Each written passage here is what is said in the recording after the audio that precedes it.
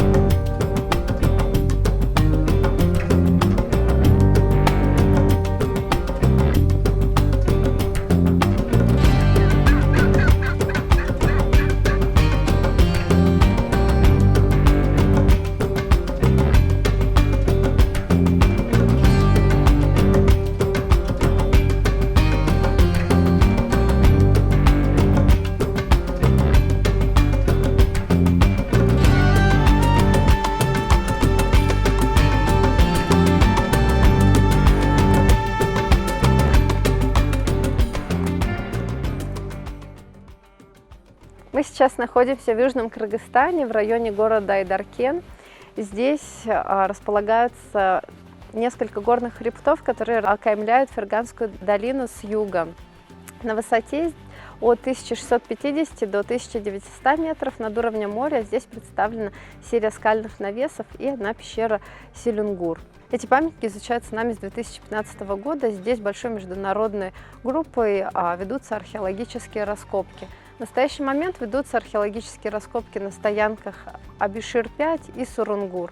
Вообще эти памятники уникальные для региона, поскольку, несмотря на то, что в регионе выделяется более 1000 археологических объектов, которые относятся к периоду финального плейстоцена, раннего голоцена, но большая часть из этих памятников представлена подъемными комплексами. И памятники, где представлена ненарушенная стратиграфия, можно буквально пересчитать по пальцам. Одним из таких объектов является стоянка Сурунгур. Здесь представлены археологические слои, скажем так, от 8000 лет назад до 6500 лет назад в ненарушенной стратиграфической последовательности. При этом здесь представлена мощная пачка отложений, которая представляет собой серию пепловых прослоев глубиной больше 2 метров. То есть за короткий промежуток времени здесь накопились мощные отложения. И мы приводим такую аналогию современную, что буквально раскапывая этот памятник, мы можем смотреть древний Инстаграм, как жили люди в древности, где мы можем здесь определять места разведения костров, где люди оставили свои каменные артефакты, костяные.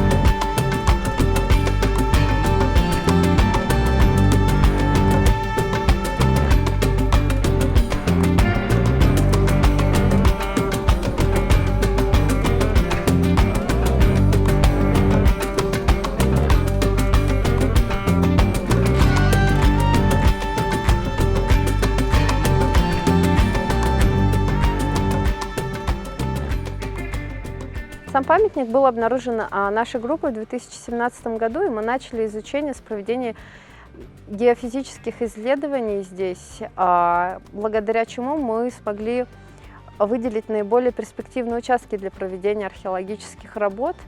Действительно, там была обнаружена серия кострищ. Сначала был заложен шурф, после, вот вы можете видеть сзади меня, была заложена траншея, и сейчас ведутся раскопки на большой площади.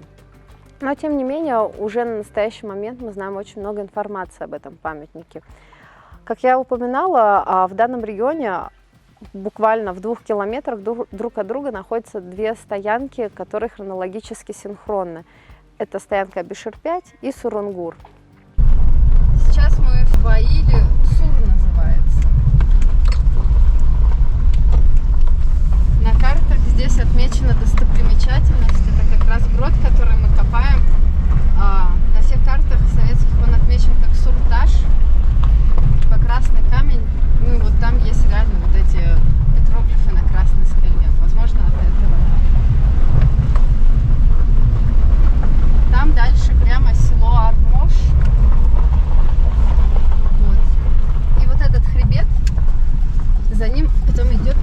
Алтайская долина, которую тоже мы исследуем.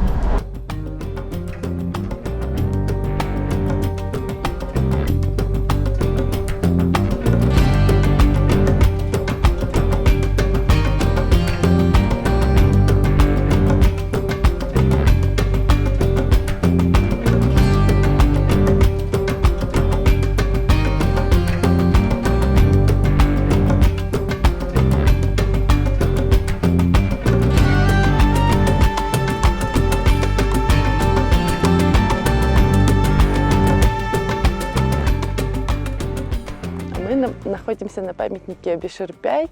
Он расположен на территории Ферганской долины, недалеко от города Айдаркен, в 4 километрах, на хребте Катрангтоу. Памятник был обнаружен в 1966 году Касымовым в рамках экспедиционных работ Ферганского отряда Узбекской академии наук. И уже с 1967 года здесь были проведены полноценные раскопки, которыми уже руководил Уткур Исламович Исламов. В ходе этих работ было обнаружено 2 слоя культурных. Первый слой был отнесен к античности, а второй непосредственно к мезолиту. Также Исламовым было высказано мнение о том, что мезолитический этап тоже состоит из 2 периодов. Здесь была обнаружена многочисленная коллекция каменных артефактов, которые характеризуются микропластинчатой индустрией, который позволил Исламову выделить отдельную культуру мезолитическую под названием Биширская мезолитическая культура. Также здесь было обнаружено несколько украшений, которые были сделаны из камня, и многочисленные находки останков животных. Новый этап исследований начался с 2014 года в рамках совместной кыргызско-российской экспедиции. И основной целью данных работ было уточнение хронологии данного памятника, а также уточнение планиграфии. Здесь было уточнено стратиграфия памятника, и было выделено 4 слоя литологических и культурных. И первый слой был отнесен, так же, как и ранее говорил Исламов, к античности, а второй слой был уже отнесен к периоду неолита. Это именно тот слой, который Уткур Исламович Исламов относил к мезолиту. Уже здесь результаты радиоуглеродного анализа, также анализа каменной индустрии и костяной индустрии показывают нам то, что этот слой относится к периоду неолита. А также у нас 3-й и 4-й слой. Здесь обнаружена каменная индустрия, которая отличается от неолитического слоя. И мы на данный момент предполагаем, что это может быть отнесено к раннему мезолиту или к финальному палеолиту. Казалось бы, что данные памятники должны были заселяться одной группой. Но, тем не менее, на стоянках представлена различная каменная индустрия. Если на Бишир-5 мы выделяем расщепление, основанное на утилизации нуклеусов с использованием техники ручного отжима, то здесь на Сурунгуре расщепление было направлено на получение более широких пластин, что свидетельствует о том, но не только это, но еще целый комплекс признаков свидетельствует о том, что для их производства использовался отжим с усилением. То есть, соответственно, древний человек использовал и различные инструментарии для производства этих пластин. Ну и самое логичное объяснение, что все-таки эти памятники заселялись различными группами. Что касается неолита, на новом этапе исследований здесь было проведено комплексное изучение всех материалов, как каменных артефактов, так и палеофаунистической коллекции, которые показывают нам, что здесь большинство костей, которые здесь обнаружены, они принадлежат к Ovis capri, к роду, которые это овцы и козы. И результаты генетического анализа показывают нам то, что здесь были овцы и козы, которые доместицированные. Также большая часть данных костей, они имеют следы человеческой деятельности, которые также подкрепляют наше гипотезу о том, что здесь присутствовал уже доместицированные овцы и козы, и неолитическое население данного памятника, они занимались скотоводством. В целом, при изучении двух этих памятников, Абишир-5 и Сурунгур, нами были получены действительно значимые для мирового сообщества результаты, поскольку при изучении этих коллекций, особенно палеофаунистических, нам удалось доказать присутствие раннего скотоводства в регионе, начиная с 8 тысяч лет назад, а не с 5, как считалось ранее. И проведенный генетический анализ в фаунистической коллекции с Абишира, он свидетельствует о том, что овцы и козы доместицированные, которые были представлены здесь, они имеют происхождение с территории Западной Азии. При этом они также являются родственниками доместицированных овец и коз, которые представлены на территории Тибета. Соответственно, мы предполагаем, что, возможно, здесь, на территории южной части Ферганской долины, мы зафиксировали одну из точек миграции этих животных с запада на восток. Помимо этого, в рамках реализации проекта впервые в отечественной археологии нам был применен ряд методик. В частности, это изотопный анализ эмали млекопитающих. Мы изучали эмаль овец и коз, что нам позволило реконструировать сезонность их рождения. Был применен зумс-анализ, это из археологии с использованием спектрометрии, и также с использованием метода газовой хроматографии нам удалось реконструировать использующиеся типы топлива на памятниках южной части Ферганской долины и Восточного Памира.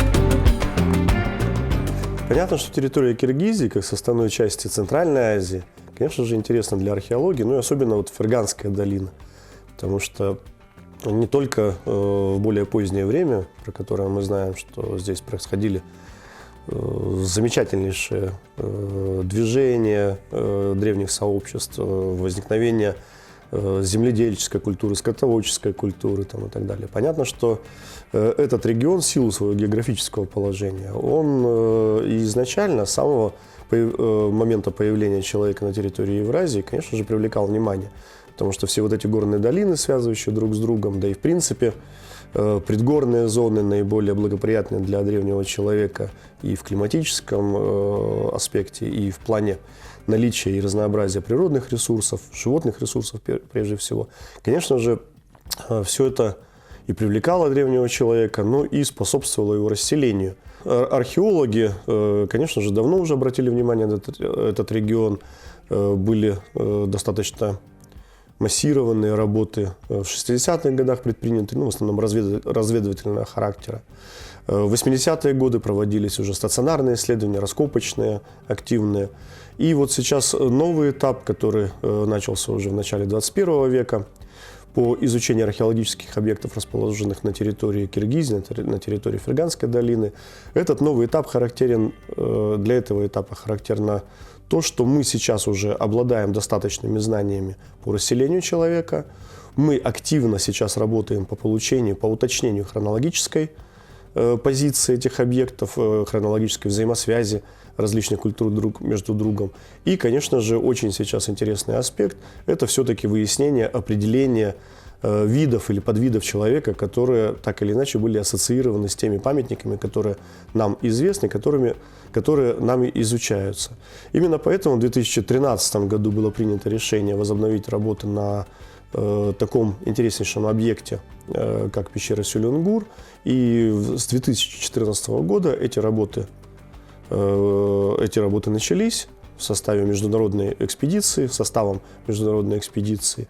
И уже в настоящее время получены достаточно интересные новые материалы, которые позволяют нам уже и оценивать эпоху древнего каменного века, эволюцию различных культур, взаимосвязь различных человеческих популяций уже на просторах именно Центральной Азии.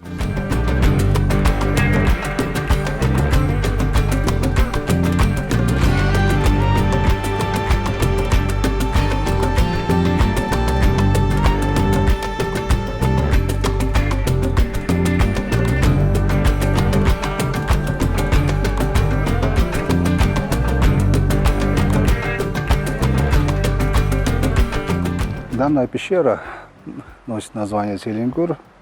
Она известна еще с советских времен и является одним из самых больших пещер Центральной Азии, именно обитаемых еще в древнекаменном веке.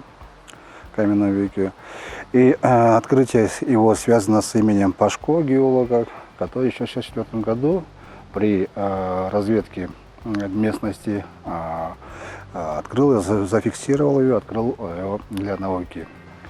Изучение данного памятника происходило в 80-е годы, и руководителем этой исследования был в свое время Исламов Исламович, академик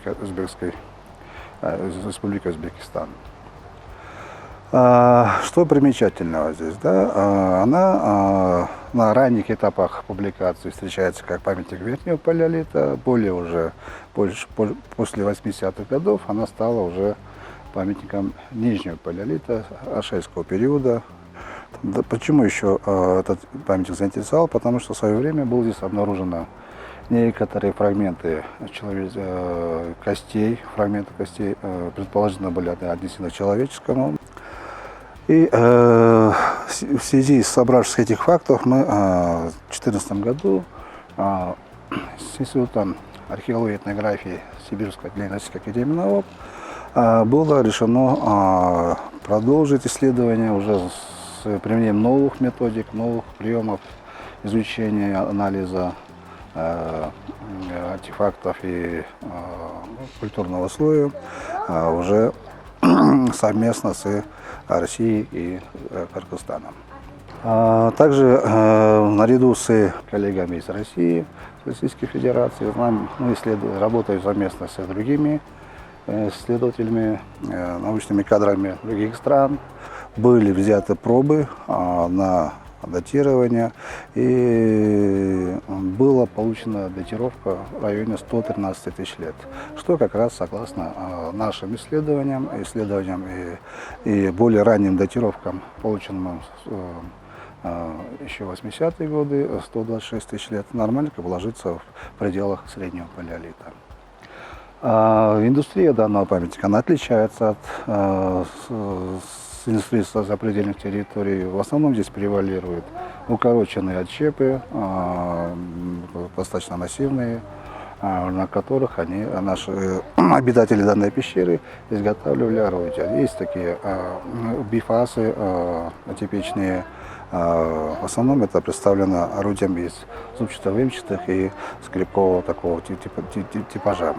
Сырье в основном это местного происхождения, она достаточно широко встречается вокруг данной пещеры в районе нескольких километров.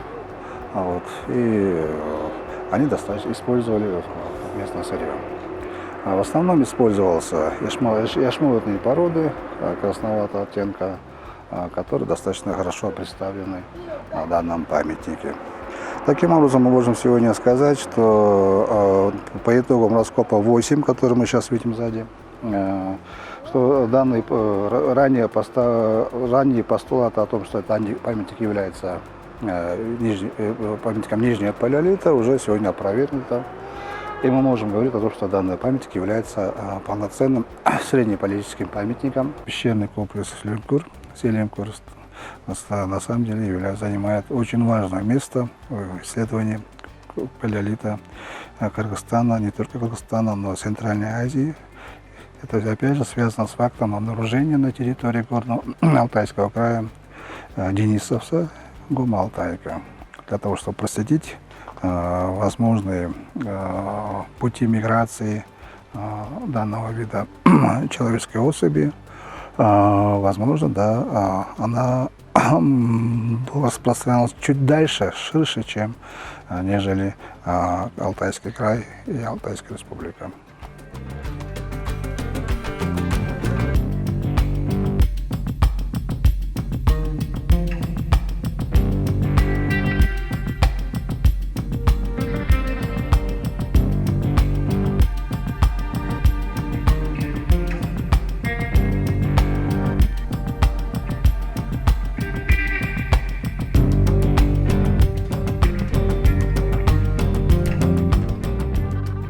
Если говорить о перспективности работ на территории Киргизии, на территории Ферганской долины, то здесь, конечно, в первую очередь стоит обратить внимание на достаточно широкую хронологическую представленность археологического материала. То есть мы имеем дело с памятниками от эпохи раннего каменного века и вплоть уже до современности.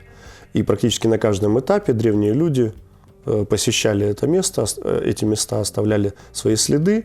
То есть мы можем изучать уже действительно эволюцию человеческой материальной культуры, эволюцию взаимоотношения различных популяций, народов, если речь идет уже о более позднем времени. И очень важным, очень интересным, конечно, аспектом, перспективным для нас является то, что здесь достаточно много пещерных объектов, то есть тех археологических стоянок, памятников, слои в которых находятся в несколько, скажем так, защищенном положении и, соответственно, сохраняют гораздо больше информации, чем памятники открытого типа. Это и органика, это кости животных, и один из вариантов, исследования, которые сейчас активно применяются, это, допустим, попытка извлечения древней ДНК из отложений как животных, так и, конечно же, человека. И мы надеемся, что да, применение всех этих комплексных методов, новых методов исследования, в сочетании с традиционными, конечно же, даст нам больше данных для реконструкции истории человечества, не только на территории Ферганской долины, но и в целом для территории Центральной Азии.